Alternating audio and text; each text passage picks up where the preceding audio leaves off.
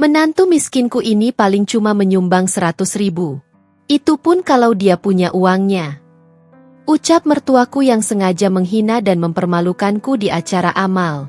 Tapi di puncak acara justru dia yang malu sendiri saat aku dipanggil ke atas panggung sebagai Assalamualaikum warahmatullahi wabarakatuh. Halo Bunda sahabat Ainun. Semoga Bunda semuanya dalam keadaan sehat dan selalu bahagia ya. Sebelum saya lanjut, yuk Bunda absen dari kota mana saja? Dan buat yang sudah like, komen, dan subscribe semoga rezekinya dilancarkan ya. Yuk, langsung kita mulai kisahnya. Sejak hari pertama aku menginjakkan kaki di rumah keluarga suamiku, aku tahu hidupku tidak akan sama lagi. Entah bagaimana caranya, waktu seperti menelan seluruh kebahagiaan yang kupunya saat itu, berganti menjadi rasa asing, canggung, dan perlahan menyakitkan. Namaku Nadia Rahmawati. Aku tumbuh di keluarga sederhana yang selalu mengajarkanku bahwa kebahagiaan tidak diukur dari luas rumah, jumlah perhiasan, atau deretan saldo di rekening. Ayah dan ibuku membesarkan aku dalam kehangatan. Makanan yang mungkin sederhana, tapi dibuat dari cinta yang besar. Itulah yang kuterima sejak kecil. Dan kupikir, setelah aku menikah dengan Randy, aku akan membawa nilai-nilai itu ke keluarga baruku. Ternyata aku salah. Begitu aku melangkah masuk ke rumah mertua, rumah besar dengan lantai marmer dingin yang mengkilap, aku bisa merasakan tatapan menilai dari ujung kepala sampai ujung kaki. Seolah setiap langkahku menodai keangkuhan tempat itu. Ayahmu kerja apa, Nadia? Tanya ibu mertua, bahkan sebelum aku sempat duduk. Buruh mie. Sudah, aku tahu. Potongnya cepat sambil menyeringai tipis. Pantas saja keluarga kalian hidup sederhana. Sejak saat itu, aku seperti ditempatkan dalam sebuah kotak. Kotak bernama miskin, tidak pantas, tidak selevel. Aku masih mengingat jelas ketika ibu mertua memperhatikan tas kecilku. Tas hadiah dari ibuku sendiri saat aku akan menikah. Tas itu mungkin tidak bermerek, tapi bagiku itu berharga. Namun di mata mereka, Randy, kamu lihat? Ini tas menantumu? Duh, anak sekarang kok ya? Masa menikah bawa tas kayak gitu? Katanya sambil tertawa kecil, mengundang sepupu-sepupunya ikut mencibir. Aku hanya tersenyum kaku. Luka pertama yang kuterima, dan tentu saja bukan yang terakhir. Bagiku, pernikahan adalah perjalanan dua hati. Sebuah ikatan antara dua manusia yang saling memilih untuk saling menjaga, saling menguatkan. Tapi bagi keluarga suamiku, pernikahan adalah transaksi sosial. Penyatuan dua keluarga besar. Dan keluargaku dianggap tak punya apa-apa untuk disatukan.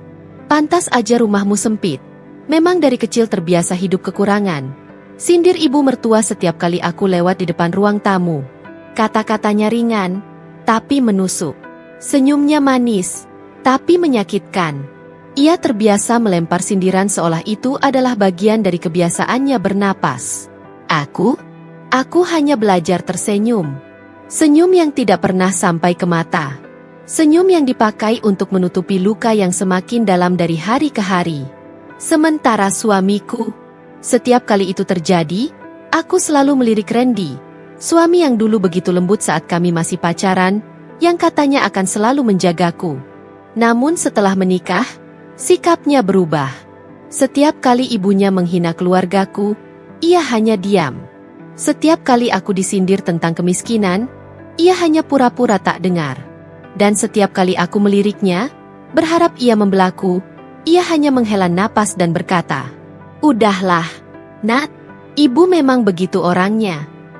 Begitu saja. Seolah aku harus menerima penghinaan itu sebagai bagian dari paket pernikahan. Kadang aku bertanya dalam hati, apakah gengsi lebih penting dari istrinya sendiri? Apakah aku terlalu berharap bahwa ia akan berdiri di sampingku? Tapi hari-hari itu terus berlalu, dan Randy makin sering memilih diam. Diam yang menyakitkan. Diam yang membuatku merasa sendirian dalam rumah yang seharusnya menjadi tempat paling aman. Aku memilih menyimpan semua luka itu dalam diam. Bukan karena aku lemah. Bukan karena aku takut. Tapi karena aku masih percaya bahwa suatu hari, kebaikan akan menemukan jalannya sendiri. Setiap malam, Aku selalu berkata pada diriku sendiri, aku menikah untuk membangun rumah tangga, bukan untuk membalas hinaan. Namun tak pernah terpikir bahwa hinaan itu akan menjadi awal dari kisah yang jauh lebih panjang. Kisah tentang harga diriku. Tentang bagaimana sebuah keluarga bisa merendahkan menantu hanya karena ia berasal dari keluarga sederhana. Dan kisah tentang bagaimana aku, Nadia Rahmawati, akhirnya menemukan kekuatan yang bahkan tak pernah kusadari ada di dalam diriku. Tidak peduli seberapa keras aku berusaha menyesuaikan diri, di mata keluarga suamiku, aku selalu salah. Selalu kurang.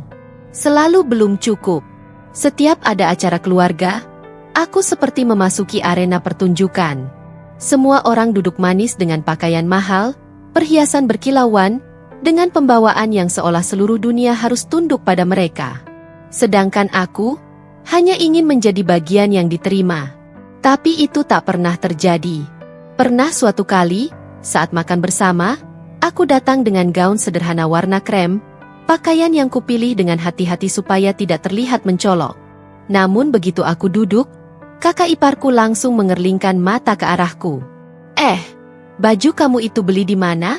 Kok kayak bahan seragam murid SMK? Katanya sambil tertawa kecil.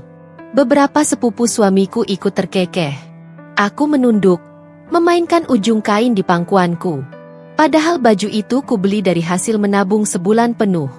Kainnya kupilih karena lembut dan tidak panas. Tetapi, di meja makan itu, baju itu berubah menjadi alasan untuk merendahkanku. Aku heran Randy mau sama kamu, lanjut kakak iparku tanpa malu sedikit pun. Udah miskin, pendiam pula. Kalau ngobrol sama kamu kayak ngomong sama tembok. Hatiku terjepit, tapi aku tetap diam. Karena Randy ada di sana. Aku menunggu responnya. Kalimat pembelaan. Atau sekadar menatapku seolah aku berharga baginya. Namun yang kulihat hanya Randy yang menyeruput supnya tanpa menoleh ke arahku sedikit pun. Dari sudut mataku, aku bisa melihat rahangnya mengeras. Bukan karena marah padaku, tapi karena tidak nyaman dinilai oleh keluarganya. Ia menelan gengsinya seperti menelan air putih. Tanpa rasa. Tanpa pertimbangan. Aku ingin berkata, aku bukan tembok. Aku hanya memilih tidak mempermalukan kalian dengan membalas kata-kata kalian. Tapi aku tahu, jika itu kulakukan, Randy yang akan marah. Ia selalu takut aku membuatnya terlihat buruk di depan keluarganya. Ada saat-saat tertentu ketika aku berpikir, apa mungkin keluarga suamiku memiliki standar khusus untuk membenciku? Sebagus apapun usahaku, selalu ada yang mereka komentari. Jika aku membantu di dapur, ibu mertua mengeluh aku terlalu lambat. Jika aku tidak membantu, ia bilang aku pemalas. Jika aku berbicara, mereka bilang aku terlalu banyak alasan. Jika aku diam, mereka menyebutku sombong. Tidak ada ruang bagiku untuk sekadar menjadi manusia. Dan anehnya, makin mereka mengkritikku, makin jauh Randy melangkah dariku. Ia memilih berpihak pada kenyamanan, bukan pada kebenaran. Pada keluarganya, bukan pada istrinya. Kadang aku merasa seperti bayangan dalam pernikahanku sendiri. Ada, tapi tidak dianggap. Hidup, tapi tidak dilihat. Setiap kali ada acara keluarga besar, ulang tahun keponakan, syukuran rumah baru, arisan keluarga, aku selalu menjadi bahan evaluasi berjalan. Dari cara aku duduk, cara aku memegang garpu, cara aku menyapa orang lebih tua. Semuanya salah. Suatu hari, saat acara lamaran sepupu suamiku yang digelar besar-besaran, aku memakai kebaya yang dijahit khusus oleh tetangga rumah. Warnanya merah marun, sederhana tapi anggun menurutku. Namun begitu aku tiba, suara bisik-bisik langsung terdengar. Pakaiannya itu, loh, aduh, model tahun berapa? Masa datang ke acara keluarga besar dengan kebaya murahan? Jahitannya itu, kelihatan banget beda kualitasnya. Aku berdiri kaku, menahan napas agar air mataku tidak jatuh. Lalu Randy muncul dari belakang, memegang bahuku. Untuk sesaat, aku berpikir ia akan menenangkanku. Tapi yang keluar dari mulutnya hanya, "Nat, lain kali jangan pakai yang begini, ya? Biar nggak bikin ibu malu." Aku menatapnya, Tidak percaya. Kalimat itu lebih dingin dari AC gedung mewah itu. Lebih tajam dari bisikan keluarganya. Aku ingin berkata, aku memakai ini untuk terlihat pantas berdampingan denganmu. Tapi gengsi Randy selalu mengunci mulutku. Ia lebih takut diejek karena punya istri sederhana, daripada takut menyakiti hati istri itu sendiri. Makin lama, aku merasa hidupku seperti dipaksa berjalan di dua dunia. Di rumah orang tuaku, aku menjadi Nadia, anak yang selalu disambut dengan pelukan, yang dinilai dari kebaikan hati, bukan isi dompet. Tapi di rumah keluarga suamiku, aku hanyalah menantu miskin yang dianggap memalukan. Sampai-sampai aku lupa, rasanya jadi manusia yang dihargai itu seperti apa. Aku pernah membayangkan Randy berdiri di sampingku, memegang tanganku di depan keluarganya, mengatakan bahwa istrinya tidak pantas diperlakukan seperti itu. Tapi itu hanya fantasi. Kenyataannya jauh lebih pahit. Di dunia mereka, aku selalu salah, selalu kurang, selalu tidak cukup. Dan entah bagaimana, aku mulai bertanya-tanya dalam hati, jika aku tidak pernah cukup, lalu untuk apa aku tetap bertahan? Pertanyaan itu muncul pelan, tapi setiap hari semakin keras, seakan berusaha memaksaku membuka mata pada sesuatu yang selama ini kutolak untuk lihat. Di balik segala hinaan yang kutelan selama ini, ada satu hal yang tak pernah mereka tahu. Aku tidak selemat yang mereka sangka. Hidup sederhanaku bukan berarti aku tidak mampu. Cara bicaraku yang pelan bukan berarti aku lemah. Dan diamku bukan berarti aku kalah. Aku terbiasa bekerja tanpa banyak bicara. Sejak kuliah, aku belajar bahwa hidup tidak selalu berpihak pada mereka yang berteriak paling keras. Kadang, kekuatan justru dimiliki oleh mereka yang mampu menahan luka, menunggu waktu untuk menunjukkan siapa dirinya. Saat teman-teman kampus sibuk nongkrong, aku sibuk memotret barang-barang preloved yang kujual di akun online kecilku. Awalnya hanya iseng untuk menambah uang makan. Tapi lama-lama, pesanan datang setiap hari. Ketika aku menikah, usahaku sudah berkembang pesat. Aku punya supplier tetap. Aku punya pelanggan setia. Dan aku punya tabungan yang tak sedikit. Hasil kerja keras bertahun-tahun. Tapi itu tidak pernah kukatakan kepada keluargaku. Apalagi keluarga suamiku. Bukan karena aku takut mereka meremehkanku. Justru sebaliknya. Aku tidak ingin mereka hanya menghargai aku karena uang. Yang ku tahu, kalau aku membuka sedikit saja tentang usahaku, keluarga suamiku akan langsung mengklaim itu sebagai rezeki karena sudah menikah dengan keluarga mereka. Mereka akan merasa berhak. Dan Randy, ia akan mulai menuntut ini dan itu, menghapus batas usaha yang kubangun sendiri. Jadi aku memilih diam. Diam yang melindungi. Diam yang menjaga diriku tetap berdiri. Tidak banyak yang tahu, bahkan Randy pun tidak, bahwa sejak 2 tahun terakhir aku menjadi donatur tetap sebuah rumah yatim piatu di pinggiran kota. Tempat itu kecil dan nyaris rubuh ketika pertama kali kutemukan. Dindingnya retak, atapnya bocor, dan anak-anaknya memakai baju yang sebagian besar hasil sumbangan orang. Pertama kali aku datang ke sana, aku merasa seperti melihat potongan masa kecilku sendiri. Hidup sederhana, tapi penuh ketulusan. Mereka menyambutku dengan senyum yang tulus, bukan dengan tatapan meremehkan seperti yang sering kuterima di rumah mertuaku. Sejak saat itu, setiap bulan aku mengirimkan sumbangan dalam jumlah yang cukup besar. Bukan untuk pamer, bukan untuk mencari pujian, tapi karena di tempat itu, kebaikan masih murni. Di sana, uangku tidak dipertanyakan, asalku tidak dihina, dan namaku tidak dilecehkan. Kadang aku datang langsung, menyamar seperti donatur biasa. Hanya memakai jilbab sederhana dan baju yang tidak mencolok. Anak-anak di sana memanggilku Kak Nadia, dan aku lebih suka begitu. Mereka tidak tahu siapa suamiku, siapa mertuaku, apa pekerjaanku. Mereka hanya tahu bahwa aku datang untuk membantu. Dan entah bagaimana, di rumah yatim itu, aku bisa bernapas. Di rumah suamiku, diamku selalu dianggap tanda kelemahan. Ibu mertua mengira aku takut menjawab. Kakak ipar mengira aku minder. Randy mengira aku tidak ingin mempermalukan diri sendiri. Padahal mereka salah. Diamku justru adalah tembok yang tidak bisa mereka tembus. Diamku adalah perlindungan dari rasa sakit yang mereka lemparkan setiap hari. Diam itu membuatku kuat, lebih kuat dari yang mereka kira. Ada malam-malam tertentu, ketika semua orang sudah tertidur, aku duduk sendirian di kamar, membuka laptop dan mengecek penjualan. Saat itu, aku merasa hidupku punya arti.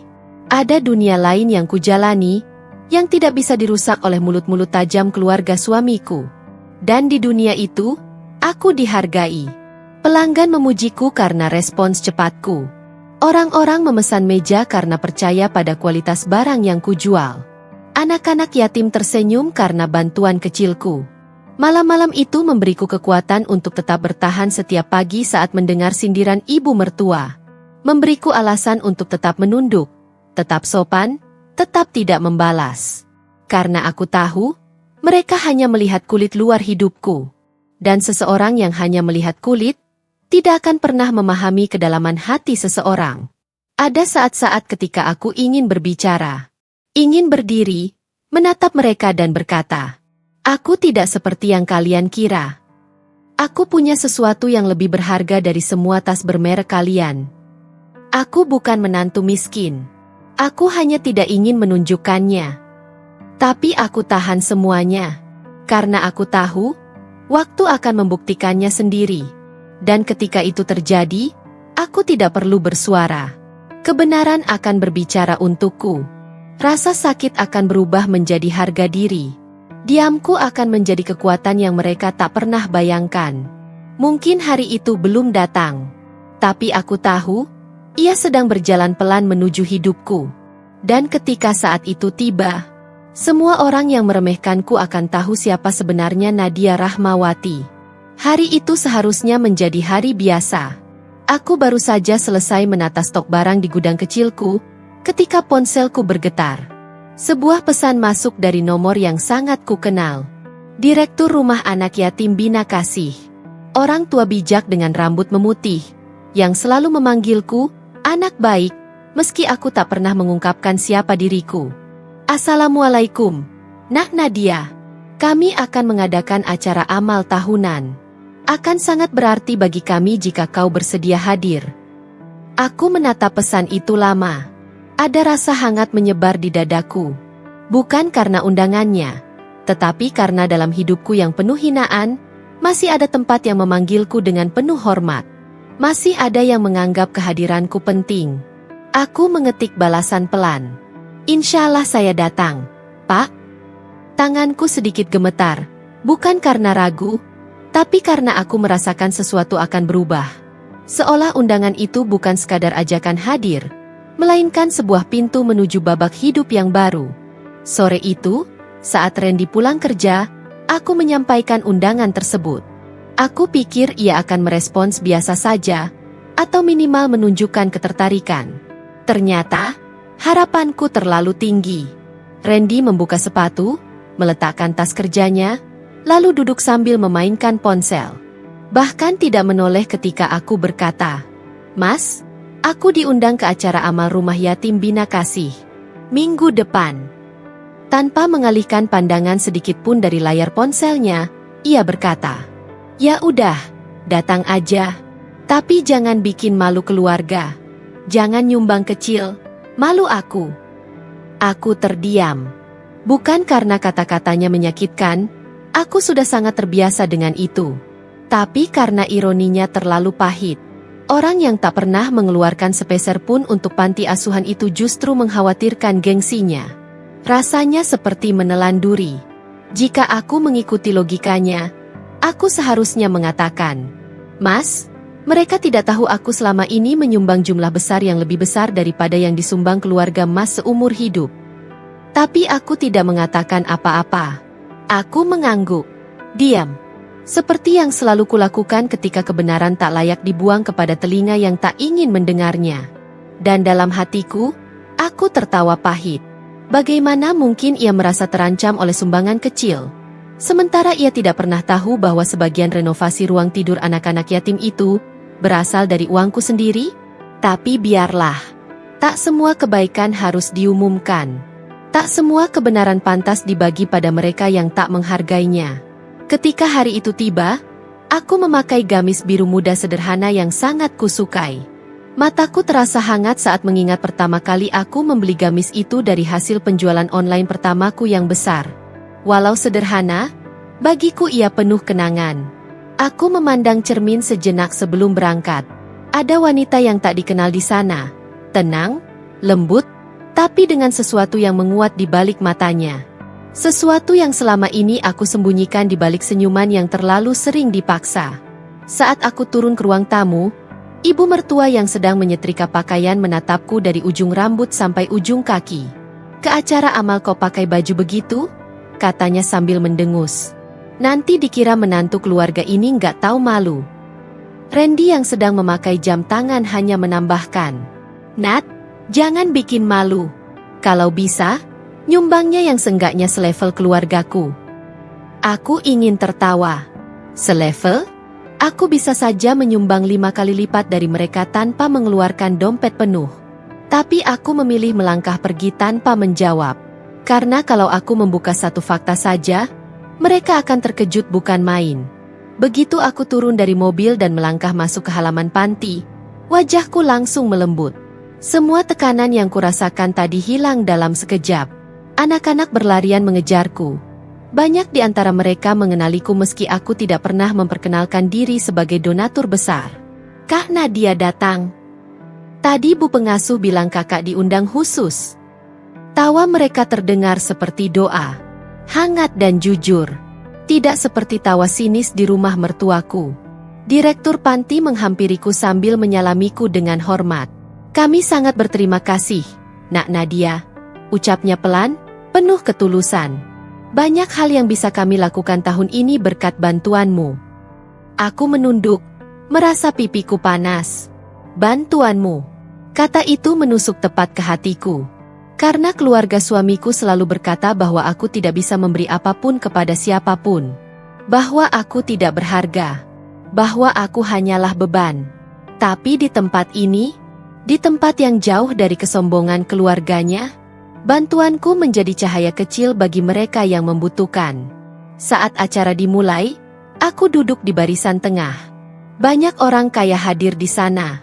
Tampilannya mewah. Perhiasan berkilauan. Kehadirannya mencolok.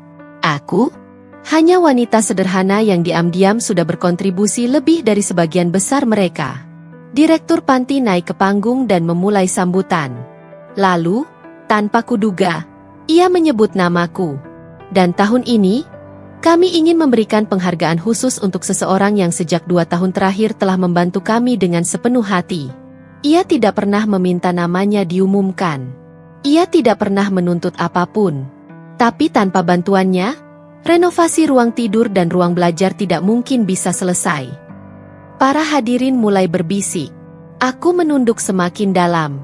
Direktur melanjutkan, "Kami ingin memanggil Ibu Nadia Rahmawati." Seketika dunia terasa hening. Aku merasakan ratusan pasang mata menoleh ke arahku. Tanganku gemetar. Hatiku berdebar. Dan untuk pertama kalinya dalam hidupku, aku merasa dilihat bukan sebagai menantu miskin. Bukan sebagai wanita yang dianggap tidak pantas. Tapi sebagai seseorang yang berarti. Di panggung kecil itu, aku tahu hidupku akan berubah. Hari ini mungkin awal. Awal dari sesuatu yang tidak pernah keluarga suamiku bayangkan. Karena kebaikan yang selama ini kusimpan dalam diam, kini mulai menemukan waktunya untuk terlihat. Aku selalu percaya bahwa pakaian bukan ukuran harga diri seseorang. Gamis biru sederhanaku bukan simbol kemiskinan, melainkan kenyamanan yang kupilih dengan kesadaran penuh. Hijab polos yang kupakai bukan karena tidak mampu membeli yang lebih mahal, tapi karena aku tidak pernah merasa harus membuktikan apapun pada orang lain. Namun cara pandangku itu selalu menjadi bahan tertawaan keluarga suamiku. Aku tiba di halaman gedung acara amal rumah anak yatim Bina Kasih tepat ketika beberapa mobil mewah berhenti di depan pintu masuk. Dari sana turun ipar-iparku, Della, istri kakak pertama Randy, dan Nadine, istri sepupu dekatnya. Keduanya tampak seperti baru keluar dari pemotretan majalah fashion. Gaun payet, Sepatu hak tinggi berkilau. Tas keluaran terbaru. Wajah penuh riasan profesional. Dan seperti biasa, tatapan meremehkan mereka langsung tertuju padaku. Della mengangkat alis, senyum sinisnya muncul lebih cepat dari suara keluar dari bibirnya. Ih, lihat tuh, bisiknya ke Nadine yang sengaja dibuat cukup keras untuk kudengar. Kayak mau ke pasar. Nadine menutup mulutnya seolah terkejut. Pantes, wong miskin, katanya terang-terangan. Della melirik Randy. Randy, kok kamu biarin istrimu begitu sih? Ini acara amal keluarga-keluarga besar. Masa datang dengan baju semurah itu? Randy menghela napas panjang. Napas yang seolah berkata ia sudah menyerah pada sesuatu, yang mungkin adalah diriku. Udahlah, katanya malas. Saya juga capek ngomongin dia. Kata-kata itu menusuk lebih dalam daripada hinaan siapapun. Aku memandang mereka tanpa ekspresi. Padahal dadaku panas seperti disiram bara. Tapi aku tetap berjalan melewati mereka. Melangkah mantap menuju pintu masuk, seolah tak mendengar apapun. Tak ada gunanya menjawab orang yang hanya melihat dunia melalui harga pakaian. Namun dalam hatiku ada perasaan pedih yang sulit kusembunyikan. Berapa kali pun aku mencoba bersikap sopan, aku tetap dianggap kurang. Kurang kaya, kurang elegan, kurang pantas. Bagiku, gamis sederhana ini adalah pilihan. Pilihan yang membuatku bisa bergerak bebas, bernapas lega, dan menghadiri acara amal tanpa perlu mencocokkan diri dengan ekspektasi orang lain. Tapi bagi mereka, gamis ini bukti kemiskinanku. Padahal, kalau saja aku ingin, aku bisa datang dengan pakaian yang jauh lebih mahal dari mereka semua. Aku punya cukup uang untuk membeli gaun yang mereka idamkan. Namun menghias tubuhku dengan kemewahan yang tak kumaksudkan hanya akan menghilangkan nilai keterbukaan yang selalu kupegang. Tetap saja, luka itu menyala di dalam dada. Ada kalanya aku bertanya dalam hati, apakah suamiku tidak melihat bagaimana aku diperlakukan? Atau ia sengaja membiarkanku direndahkan agar harga dirinya tetap lebih tinggi? Setiap kali pertanyaan itu muncul, aku merasa bagian dalam diriku perlahan runtuh. Saat masuk ke aula acara, ipar-iparku langsung berjalan dengan langkah anggun berlebihan, seolah semua orang harus memperhatikan mereka. Mereka tersenyum ke sana kemari, bersalaman dengan para tamu, dan memamerkan cincin berlian yang ukurannya seakan ingin menabrak wajah orang. Aku hanya berdiri di samping, mengamati, dan menarik napas dalam-dalam. Aroma parfum mahal bercampur dengan rasa sombong yang hampir bisa kurasakan di lidah. Sesekali mereka melirikku sambil berbisik dan tertawa kecil. Aku tahu tawa itu bukan untuk bersenang-senang, melainkan untuk memastikan aku mendengar ejekan mereka, seperti biasa. Yang menyakitkan bukan hanya sindiran mereka, tapi kenyataan bahwa suamiku berdiri dekat mereka, ikut tertawa, seolah aku tidak ada di sana. Seolah aku adalah sosok asing yang kebetulan datang bersama mereka. Aku melangkah ke sisi aula dengan diam. Tidak ada riasan tebal, tidak ada perhiasan mencolok.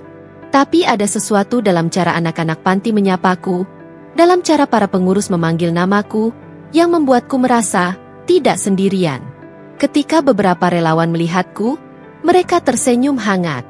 Salah satu ibu pengurus menghampiriku sambil berkata, "Alhamdulillah, Ibu Nadia datang. Anak-anak senang sekali menunggu kehadiran ibu." Kalimat itu terdengar cukup keras sampai ipar-iparku menoleh. Mereka tampak bingung, dan sedikit emosinya berubah menjadi cemburu. Karena di tempat yang tak pernah mereka pedulikan, aku dihormati.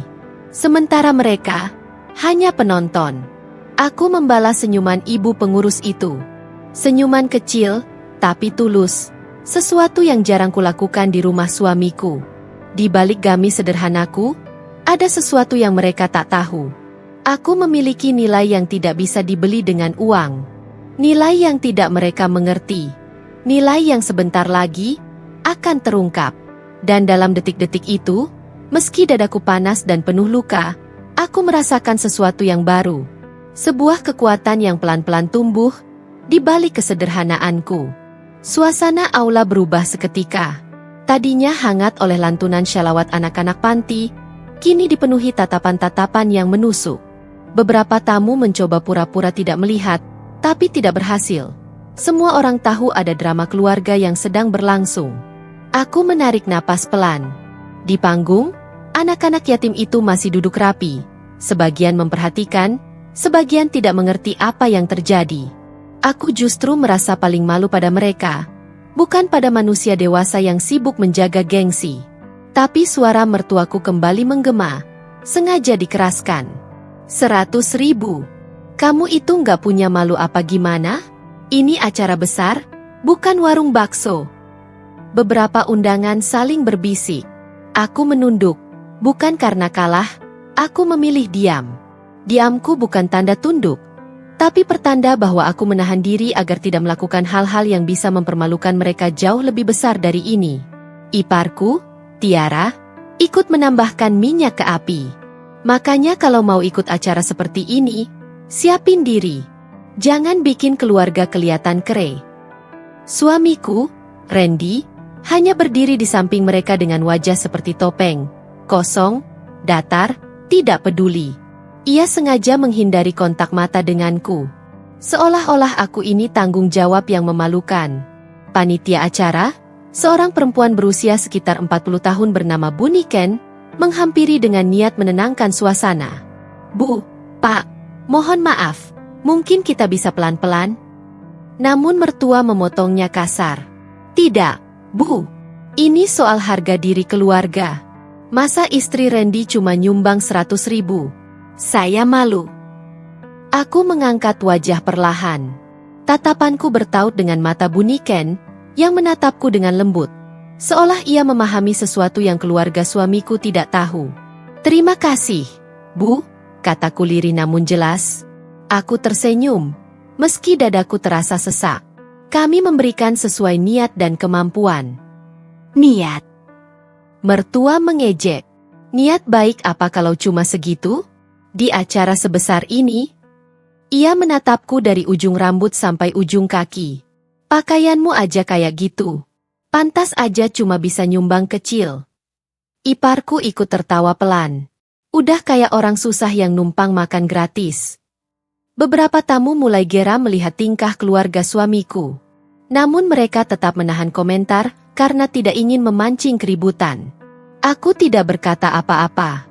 Ada ribuan kalimat yang bisa kuucapkan, ada ribuan kebenaran yang bisa kuungkap, tapi aku memilih diam, bukan untuk mereka, tapi karena aku masih menghargai tempat ini. Rumah anak yatim. Tempat yang sedang berusaha aku lindungi dari keributan yang tidak perlu. Suamiku akhirnya bersuara, walaupun sangat pelan, hampir tidak terdengar. Udahlah, Ma, jangan diperpanjang. Tapi ia mengatakannya tanpa menoleh padaku. Bahkan tanpa niat membelaku. Mertuaku mendecih, kamu tuh bagusnya ceraiin aja istrimu. Malu punya menantu kayak dia. Iparku langsung mengangguk cepat. Seolah itu hal paling logis di dunia. Kata-kata itu menusukku jauh lebih dalam daripada semua hinaan sebelumnya.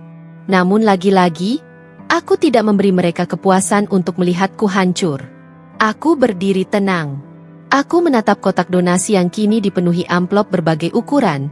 Dan di antara tumpukan itu ada amplop kecil milikku. Amplop sederhana.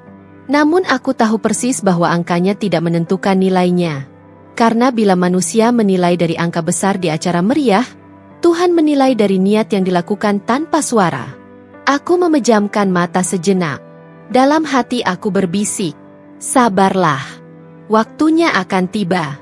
Kebenaran tak perlu diiklankan, ia akan mengungkap dirinya sendiri. Dan aku tidak tahu bahwa waktu itu lebih dekat daripada yang kusangka. Kata-kata ibu mertua menggema seperti mikrofon yang sengaja disetel paling keras. Setiap suku katanya menusuk. Bukan hanya ke dadaku, tapi ke ruang besar yang kini terasa sempit. Orang miskin kok maksa ikut acara begini? Sudah tahu gak mampu. Suara itu melengking, membuat beberapa undangan yang tadinya sibuk mengobrol kini terdiam, menoleh. Di barisan kursi depan, seorang bapak tua yang tadinya tersenyum ramah kini memijit pelipis. Seperti tak percaya masih ada manusia yang bisa berkata sekejam itu di tempat yang seharusnya penuh kasih. Aku menarik napas panjang, meredakan gemuruh di dadaku. Tidak, hari ini bukan untuk membalas. Bukan di tempat anak-anak yatim yang selama ini begitu menghormatiku tanpa tahu siapa aku sebenarnya. Ipar perempuanku, Tiara, ikut maju setengah langkah, sengaja menempatkan dirinya tepat di tengah lingkaran perhatian. Gak heran sih, Ma, katanya dengan suara manis yang dibuat-buat. Dia kan dari kampung. Biarpun udah nikah sama Randy, mentalnya tetap mental rakyat kecil. Suaminya, Andro, tertawa pendek. 100.000? Kalau malu tinggal bilang. Kita kan bisa talangin. Hahaha. Gelak tawa mereka menyambar udara. Sebagian tamu terdiam. Sebagian lain memasang wajah tidak nyaman. Mereka tahu keluarga ini kelewat batas. Tapi siapa yang mau ikut campur urusan rumah tangga orang lain? Aku berdiri sendirian. Suamiku pun menjauh beberapa langkah, pura-pura sibuk menerima telepon padahal layarnya mati. Ia hanya tidak ingin terlihat dekat denganku di tengah penghinaan itu. Aku menatap semua wajah itu. Tatapan kasihan, tatapan sinis, tatapan bingung, tatapan yang pura-pura tidak tahu. Betapa lucunya manusia. Ketika sebuah kebaikan kecil dianggap hina, dan kesombongan justru dilestarikan seperti tradisi keluarga. Ibu mertua tiba-tiba melangkah maju, menepuk meja donasi keras hingga beberapa amplop bergeser. Kalau cuma 100.000, mending gak usah masukin, teriaknya. Beberapa tamu terkejut. Anak-anak yatim di ujung ruangan melihat ke arah kami, bingung. Maaf, Bu, panitia mencoba menenangkan. Setiap donasi kami terima dengan penuh syukur. Tidak, ini memalukan keluarga saya, potong ibu mertua. Lebih baik amplopnya ditarik saja. Apa kata orang nanti? Bu Niken, direktur panti, mendekat dengan tenang. Wajahnya tetap lembut meski situasi memanas. Bu, kami tidak menilai jumlahnya. Yang penting ketulusan. Ibu mertua mencibir seolah kata, tulus, itu adalah lelucon murahan. Ketulusan tidak bisa bangun asrama. Bu, katanya pedas. Beberapa orang menutup mulut, terkejut mendengar ucapan seangku itu. Bahkan ipar-iparku pun sempat terdiam. Mungkin sadar ibu mertua mulai kehilangan kendali. Aku merasa seolah dunia melambat. Nada tinggi ibu mertua, bisikan-bisikan tamu, tatapan suamiku yang menghindar. Semuanya berkumpul menjadi satu tekanan besar di dadaku. Tapi aku tetap tegak. Tidak mundur, tidak gemetar. Jika ada yang harus belajar di sini, bukan aku. Karena mereka tidak tahu bahwa setiap sudut panti ini mengenalku. Bahwa setiap bulan aku datang tanpa publikasi, tanpa kamera, tanpa gengsi. Bahwa setengah dari perbaikan gedung ini, dinding yang baru dicat, lantai yang diperbaiki, perpustakaan kecil yang tertata rapi, ada jejak tanganku di sana. Mereka hanya melihat apa yang tampak di depan mata mereka. Pakaian sederhana, donasi 100.000, senyapku yang mereka kira kelemahan. Tidak ada yang lebih sombong dari manusia yang buta terhadap kebaikan. Lain kali, jangan ikut kalau gak mampu. Ibu mertua berkata sambil menunjuk langsung ke wajahku. Itu pertama kalinya ia melakukannya di depan umum. Dan itu adalah terakhir kalinya ia merendahkanku tanpa konsekuensi. Aku menatap matanya langsung, tenang, tanpa marah. Tatapanku membuatnya mundur setengah langkah. Entah kenapa ia tampak gelisah. Lalu aku berkata pelan, namun cukup jelas untuk terdengar oleh semua orang. Terima kasih, Bu. Ibu mertua mengerutkan kening, bingung. Terima kasih apa? Aku tersenyum tipis. Terima kasih. Karena hari ini saya belajar banyak hal. Hening. Beberapa undangan menahan napas. Ibu mertua ingin membalas, tapi aku menyelesaikan kalimatku. Dan semoga ibu siap saat waktunya tiba. Ia memucat. Iparku saling berpandangan. Suamiku memutar badan, pura-pura tidak mendengar. Aku tidak mengancam. Tidak perlu. Kebenaran sedang berjalan ke arah mereka, dan langkahnya semakin dekat. Dentum kecil dari mikrofon terdengar ketika pembawa acara kembali naik ke panggung. Ia tersenyum, pandangannya menyapu seluruh ruangan yang mulai tenang setelah drama memalukan yang baru saja terjadi. Anak-anak yatim duduk di barisan depan, menatap panggung dengan harapan yang lembut. Sebelum acara ini ditutup, ucap pembawa acara, kami ingin memberikan penghargaan khusus kepada seseorang yang selama ini menjadi malaikat tanpa sayap bagi panti asuhan kami. Beberapa orang mulai berbisik. Keluarga suamiku tentu saja ikut menajamkan telinga, berharap namanya yang disebut, karena bagi mereka, kebaikan hanya berarti jika ada sorotan yang bisa disaksikan orang lain. Pembawa acara melanjutkan dengan suara yang lebih dalam, lebih penuh rasa terima kasih. Beliau telah membantu kami sejak bertahun-tahun lalu. Diam-diam membiayai sekolah beberapa anak, membangun kembali asrama putri, memperluas dapur umum, dan bahkan membantu biaya kesehatan salah satu anak yang terkena leukemia. Aku memejamkan mata sejenak.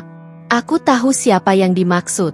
Tapi mendengar semua itu disebut dengan gamblang, membuat dadaku terasa hangat sekaligus perih. Karena kebaikan tidak pernah kulakukan untuk dipamerkan. Tetapi hari ini, takdir punya rencana lain.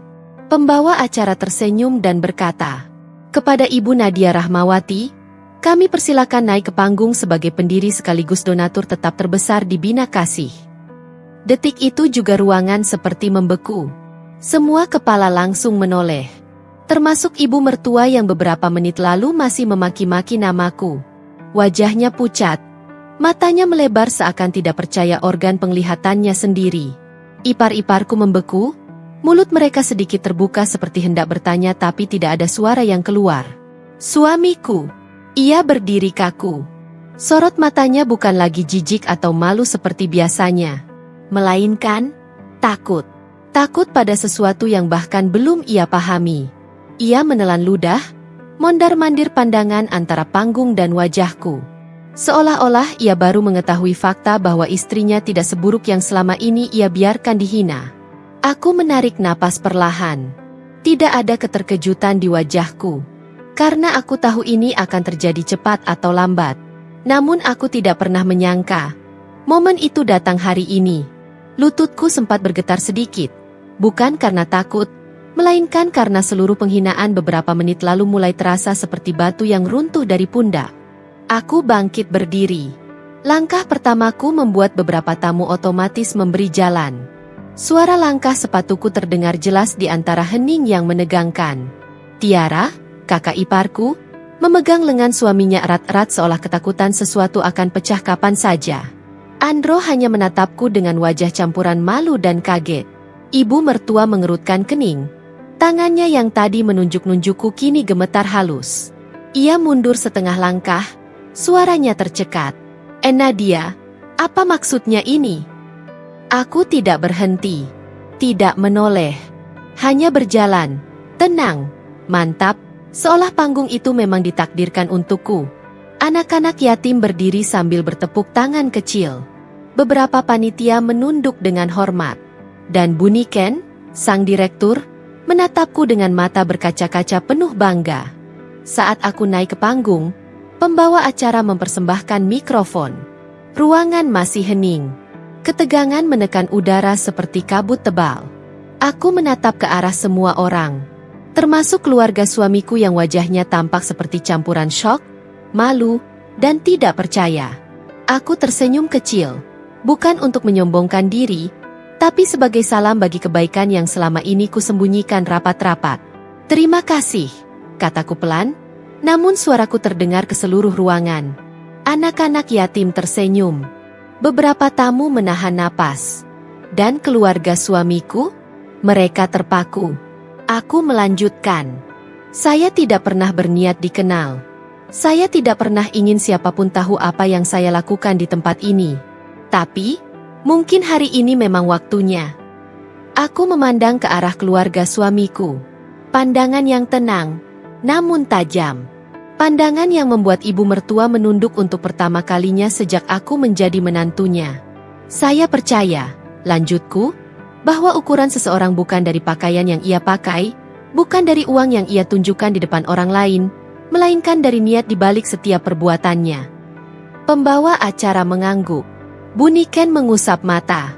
Aku menarik napas lagi, lalu berkata, saya berdiri di sini bukan untuk pujian.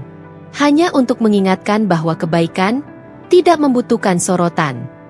Kalimat itu memukul keras ke sisi ruangan tempat keluarga suamiku berdiri.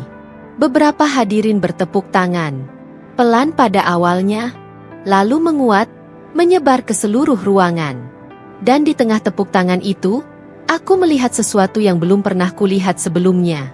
Ibu mertua menundukkan kepala. Ipar-iparku terdiam tanpa suara. Suamiku memandangku seolah baru melihatku untuk pertama kali.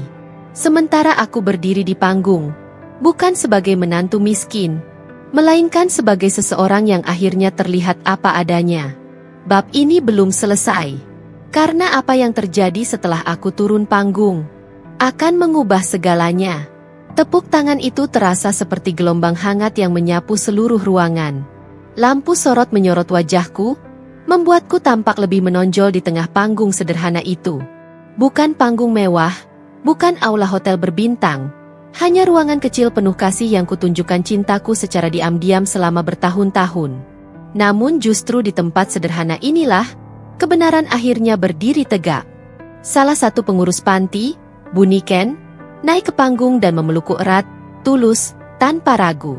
Tanpa Ibu Nadia, katanya dengan suara bergetar, ruang belajar baru itu tidak akan pernah terwujud tahun ini. Seketika anak-anak yatim di barisan depan tersenyum lebar, beberapa mengangkat tangan kecil mereka untuk melambai padaku. Wajah mereka, yang selama ini menjadi alasan utama aku bertahan, tampak seperti sinar kecil yang menembus luka-luka di hatiku. Penonton bertepuk tangan lagi. Kali ini lebih kuat, lebih hidup. Aku menunduk sedikit, menerima penghargaan itu namun tetap menyadari bahwa sorak-sorai ini hadir saat Tuhan merasa waktu untuk membuka tabir telah tiba. Lalu aku melihatnya. Di sisi ruangan, sedikit gelap namun cukup jelas, berdirilah keluarga suamiku, Randy, ibu mertua, kakak ipar, dan suaminya. Wajah mereka pucat. Bibir mereka terkatup rapat, seperti tertahan oleh sesuatu yang tidak bisa mereka telan. Ibu mertua terlihat gemetar. Tadi ia begitu lantang mencaciku, menertawakanku, menyebutku miskin dan memalukan. Kini, ia menatapku seperti melihat orang asing. Tiara, kakak iparku, memegang lengan suaminya. Matanya berkaca-kaca bukan karena haru, tetapi karena panik. Ia tahu semua kata-kata jahatnya baru saja menusuk dirinya sendiri, bukan aku. Andro hanya berdiri mematung, seolah tubuhnya kehilangan perintah dari otak. Dan Randy, suamiku sendiri, wajahnya seperti tanah liat yang baru saja dipukul dari dua sisi sekaligus. Terkejut, malu, dan ketakutan bercampur menjadi satu. Aku menatap mereka sebentar, tidak lama, tidak tajam, hanya sekilas. Namun sekilas itu cukup membuat ibu mertua buru-buru menunduk. Tidak ada kata-kata yang perlu kuucapkan. Kebenaran telah mengalir sendiri, tanpa perlu ku minta. Bu Niken kembali berbicara, suaranya hangat dan lantang. Banyak yang tidak tahu, ujarnya, tersenyum ke arah hadirin, bahwa Ibu Nadia memilih untuk menyembunyikan identitasnya sebagai donatur terbesar. Beliau selalu berkata bahwa kebaikan tidak perlu diketahui manusia, cukup Tuhan saja. Beberapa tamu mengangguk, beberapa terlihat terharu. Tapi kami merasa, lanjutnya, bahwa sudah waktunya beliau mendapatkan apresiasi yang layak. Sorak kecil terdengar lagi.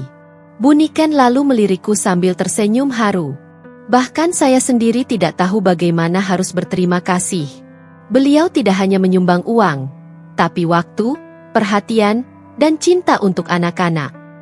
Anak-anak yatim serempak berdiri dan memberi salam tangan di dada. Terima kasih, Bu Nadia. Untuk pertama kalinya sejak masuk ke ruangan ini, hatiku terasa benar-benar ringan. Tepuk tangan mereda. Suasana berganti hening yang dalam. Di saat itulah pembawa acara menambahkan sesuatu. Sesuatu yang tidak pernah kujanjikan, tidak pernah kuminta, tetapi ternyata disiapkan panitia. Kami juga ingin memberi penghargaan atas pendirian awal panti ini. Sedikit yang tahu bahwa dana pertama berdirinya Bina Kasih berasal dari Ibu Nadia sendiri. Aku mengangkat kepala. Bahkan aku sedikit terkejut. Aku tidak pernah bercerita pada siapapun soal dana awal itu.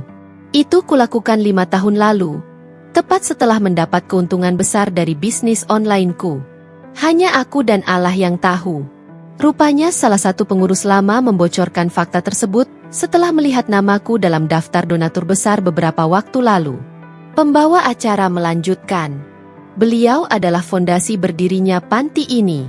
Tanpa dirinya, Bina Kasih mungkin hanya mimpi. Dan pada kalimat itulah, aku melihat ibu mertua mengangkat tangan gemetaran, seolah harus memegang dinding untuk tetap berdiri. Tiara menutup mulutnya. Air matanya jatuh tanpa suara. Randy hanya menatap lurus ke arahku. Matanya berkaca-kaca. Namun bukan karena bangga, tetapi karena ia sadar sesuatu. Ia tidak mengenalku. Tidak pernah berusaha mengenalku. Tidak pernah mau mengenalku. Yang ia tahu hanya cibiran keluarganya. Yang ia pedulikan hanya gengsinya. Yang ia banggakan hanya status sosial semu mereka. Dan semua itu kini runtuh dalam satu panggilan panggung. Setelah menerima plakat kecil dari panitia, aku turun perlahan.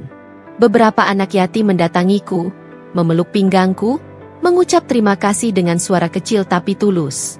Aku membelai kepala mereka satu persatu. Namun di tengah pelukan-pelukan kecil itu, aku merasakan tatapan seseorang menusuk punggungku. Tatapan ketakutan, tatapan penyesalan, tatapan seseorang yang baru menyadari bahwa ia mungkin akan kehilangan sesuatu yang sangat berharga. Randy. Ia ingin mendekat, tapi kakinya seolah tertahan oleh bayangan kesalahannya sendiri. Ibu mertua berdiri di belakangnya. Wajahnya merah karena malu. Dadanya naik turun tidak teratur. Semua penghinaan yang mereka lontarkan barusan. Semua tawa, cemoohan, dan hinaan yang mereka banggakan. Kini berubah menjadi senjata makan tuan. Bukan karena aku membalas. Tapi karena kebenaran, akhirnya memilih untuk muncul. Dan kebenaran yang muncul tanpa diminta, adalah yang paling menyakitkan. Namun kisah ini belum selesai. Karena setelah acara berakhir, seseorang akhirnya memberanikan diri untuk mendekat. Dan apa yang ia katakan, akan mengguncang seluruh keseimbangan yang tersisa. Aku kembali menggenggam mikrofon. Kali ini bukan karena diundang untuk berbicara, tetapi karena aku merasa sudah waktunya memberi suara kepada semua perempuan yang pernah diremehkan hanya karena sederhana. Ruangan senyap saat aku berdiri tegak di depan panggung. Lampu sorot kembali menyorot wajahku, membuat seluruh mata terarah padaku. Aku menarik napas perlahan. Terima kasih, ucapku. Saya hanya perempuan biasa yang berusaha berbagi dari rezeki yang Allah titipkan. Beberapa orang tersenyum. Sebagian yang lain menunduk, seolah ucapan sederhana itu memukul ego mereka. Aku melanjutkan, membiarkan suaraku mengalir tanpa getar, tanpa amarah. Saya percaya bahwa kebaikan tidak dilihat dari jumlah uang, tidak dilihat dari seberapa mewah pakaian kita, tidak dilihat dari betapa keras kita membanggakan diri. Mataku bergerak perlahan ke arah keluarga suamiku. Bukan menantang, justru sangat tenang. Dan ketenanganku itulah yang tampaknya membuat mereka semakin gelisah. Ibu mertua menelan ludah. Tiara mengusap tangan gelisah. Suamiku berdiri mematung seperti seseorang yang sedang diadili oleh nuraninya sendiri. Aku terus berbicara. Kita bisa menyumbang dalam jumlah besar, tapi bila hatinya kecil, maka nilainya tetap kecil. Hening. Lalu tepuk tangan pelan mulai terdengar. Satu tangan, lalu dua, lalu menyebar memenuhi ruangan. Namun aku belum selesai. Saya percaya bahwa setiap orang yang memberi dengan caranya masing-masing. Ada yang memberi sedikit dari harta banyak, itu baik. Ada yang memberi banyak dari harta sedikit, itu luar biasa. Aku menatap deretan anak-anak yatim yang tersenyum polos. Mereka, bagiku, adalah saksi paling murni atas kebaikan. Ada pula yang memberi diam-diam, lanjutku pelan, karena mereka tidak membutuhkan sorotan. Mereka melakukannya untuk Tuhan, bukan untuk manusia. Tepuk tangan kembali terdengar, kali ini lebih kuat. Aku menghela napas sejenak sebelum menambahkan sesuatu yang lebih dalam. Dan ada juga yang mungkin belum mampu memberi banyak dalam bentuk uang, tapi mereka memberi waktu, tenaga, bahkan memberi kesabaran kepada orang-orang yang seringkali tidak tahu cara menghargai. Suasana berubah. Orang-orang mulai memahami arah kalimatku. Namun tidak ada satupun nada marah dalam suaraku. Hanya kejujuran. Hanya kenyataan. Aku tidak menyindir secara kasar. Aku tidak memanggil nama siapapun. Tetapi kalimat itu bagaikan cermin besar yang tiba-tiba diletakkan di depan wajah orang-orang yang selama ini memandang rendah. Aku menatap keluargaku. Keluarga suamiku yang selama ini tidak pernah benar-benar menjadi keluarga. Kita semua diuji, lanjutku halus. Ada yang diuji dengan kekurangan. Ada yang diuji dengan kelebihan. Aku menundukkan sedikit kepala. Dan saya berdoa, semoga kita semua lulus ujian itu. Tepuk tangan pecah lebih keras daripada sebelumnya. Beberapa orang berdiri. Panitia tersenyum bangga. Buniken menatapku dengan mata berkaca-kaca. Namun di balik gemuruh tepuk tangan itu, aku melihat sesuatu yang jauh lebih menggetarkan. Ibu mertua perlahan menurunkan pandangan. Wajahnya memerah, bukan karena marah, tapi karena malu untuk pertama kalinya dalam hidupnya.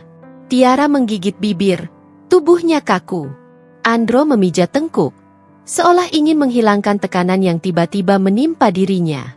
Dan Randy, wajahnya tidak bisa kuartikan.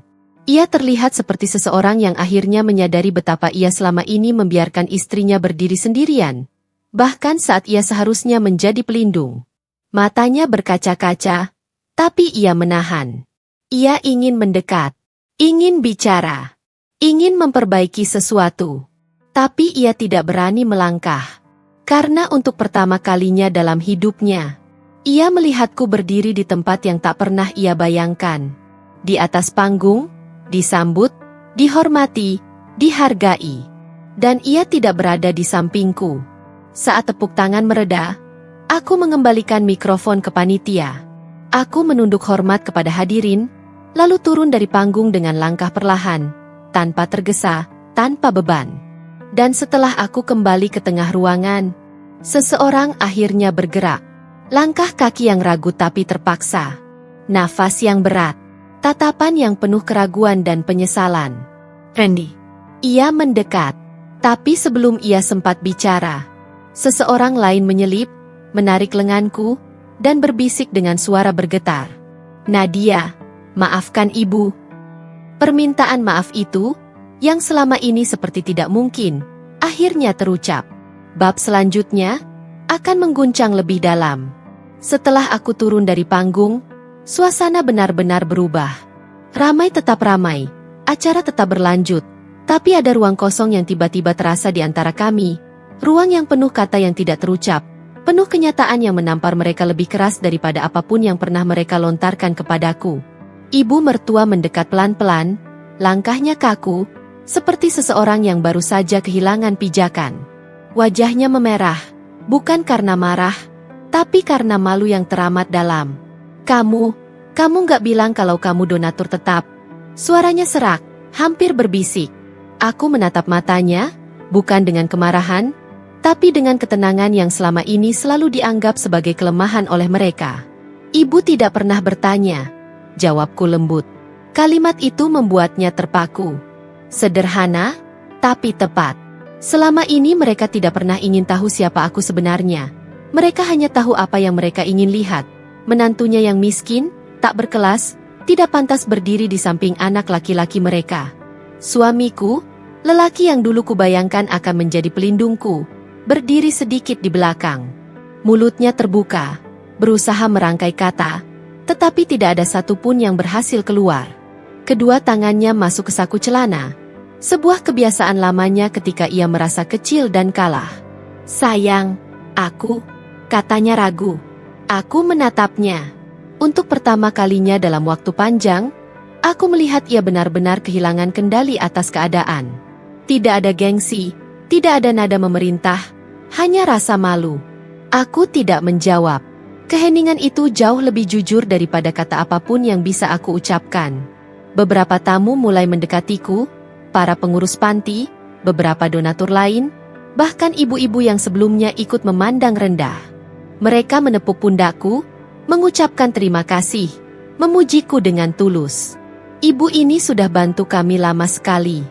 Diam-diam, tapi berarti besar. Masya Allah, hatinya baik sekali, Bu. Kami justru beruntung punya donatur seperti Ibu. Suara-suara itu terdengar jelas. Dan suamiku serta mertuaku mendengarnya satu persatu. Aku melihat bagaimana wajah ibu mertua semakin pucat.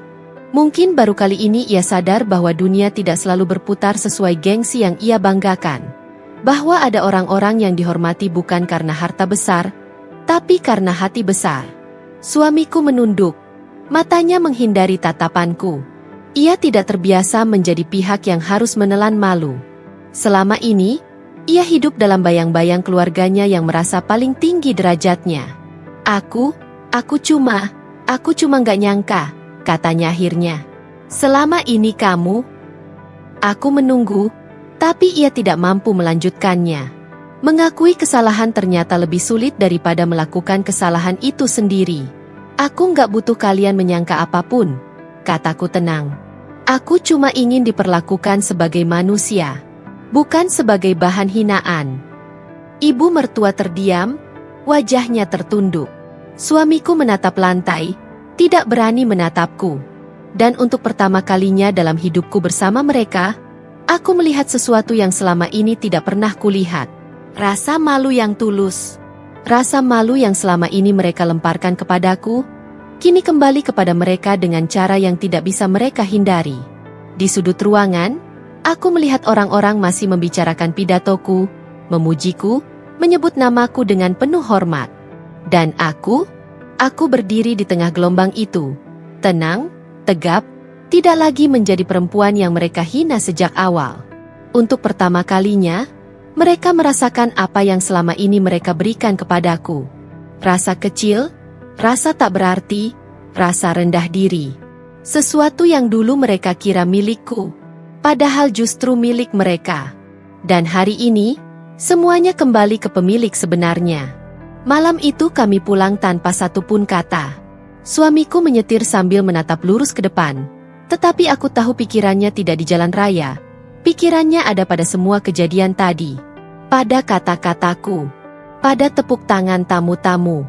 Pada malu yang menamparnya di depan umum. Di dalam mobil, hanya suara mesin dan desahan napasnya yang gelisah.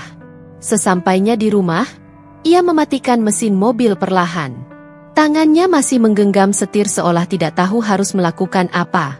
Setelah beberapa detik hening, akhirnya ia menoleh kepadaku. Aku malu, katanya lirih, hampir seperti anak kecil yang baru dihukum gurunya. Maaf karena selama ini aku tidak pernah membelamu, tidak pernah menghargaimu. Suara itu terdengar jujur, tapi terlambat. Begitu terlambat sampai rasanya aku tidak yakin apakah maaf itu masih memiliki tempat. Aku tidak menjawab. Aku hanya menatap wajahnya dengan tatapan yang tidak lagi sama. Tidak lagi penuh harapan, tidak lagi menunggu pembelaan. Tatapanku malam itu, kosong namun tegas. Sebuah tatapan perempuan yang sudah terlalu lama belajar menelan luka. Ia menunduk, menelan saliva, seolah takut menatapku kembali. Aku salah. Aku ikut-ikutan ibu, ikut-ikutan keluarga. Aku biarkan kamu disakiti karena aku takut terlihat lemah. Katanya lagi, suaranya walau rendah, terdengar bergetar. Aku akhirnya membuka suara. Aku tidak butuh pembelaanmu, kataku pelan, namun setiap kata menusuk seperti pisau. Aku hanya butuh dihargai. Tapi kamu bahkan tidak bisa melakukan itu. Ia terdiam. Kalimat itu menghantamnya lebih keras daripada hinaan apapun yang pernah ia dengar dari ibunya sendiri. Aku melangkah keluar dari mobil, meninggalkannya dalam gelap yang hanya ditemani sisa rasa malu yang menempel erat di dirinya. Ia mengikuti di belakang, tetapi tidak berani berjalan terlalu dekat. Sesampainya di ruang tamu, aku berdiri sejenak sambil menatap seluruh ruangan. Rumah ini megah, tapi terasa kosong, dingin, tidak pernah benar-benar menjadi rumahku. Bukan karena temboknya, bukan karena perabotnya, tapi karena sikap orang-orang yang menghuninya. Malam itu aku duduk di sofa, sementara suamiku berdiri di depanku, seperti seseorang yang siap menerima vonis. Kamu boleh marah, katanya. Kamu boleh menghukumku. Nada suaranya lirih. Seakan ia sadar betapa rapuhnya posisi yang selama ini ia kira kuat. Aku menggeleng pelan. Aku tidak ingin menghukummu. Ia terlihat sedikit lega, tapi kata-kata selanjutnya membuatnya tersentak. Aku hanya ingin kamu tahu bahwa selama ini aku baik bukan karena ingin dipuji. Aku memberi bukan karena ingin dianggap hebat. Dan aku diam bukan karena aku bodoh. Aku menatapnya dalam-dalam. Aku diam karena aku tahu nilai diriku jauh lebih tinggi dari semua hinaan itu. Ia menunduk lagi, lebih dalam daripada sebelumnya. Malam ini, untuk pertama kalinya aku merasa bebas. Bukan karena aku menang, bukan karena mereka kalah. Tapi karena aku akhirnya melihat dengan jelas siapa aku sebenarnya. Aku tidak perlu dihormati sebagai istri mereka. Aku tidak perlu diterima oleh keluarga yang hanya menilai dari jumlah uang dan kemewahan hidup. Aku tidak perlu lagi mengecilkan diri demi membuat mereka nyaman. Yang aku butuhkan hanyalah satu. Dihormati sebagai diriku sendiri. Dan hari itu, aku belajar sesuatu yang tidak pernah diajarkan siapapun. Ketulusan tidak butuh panggung. Kebaikan tidak butuh pengakuan. Dan kehormatan tidak pernah lahir dari harta. Kehormatan lahir dari hati yang tetap baik, bahkan ketika dihina. Dari kebaikan yang tetap berjalan, meski dianggap kecil. Dari ketenangan yang tidak perlu dibuktikan kepada siapapun. Dan itulah yang tidak pernah mereka punya. Namun aku punya. Selalu punya. Sejak awal. Dan malam itu, di rumah yang dingin dan megah itu, aku berdiri sebagai diriku sendiri. Perempuan yang tidak lagi takut, tidak lagi kecil, tidak lagi memohon untuk diterima. Perempuan yang terhormat. Bukan karena harta, tapi karena hati.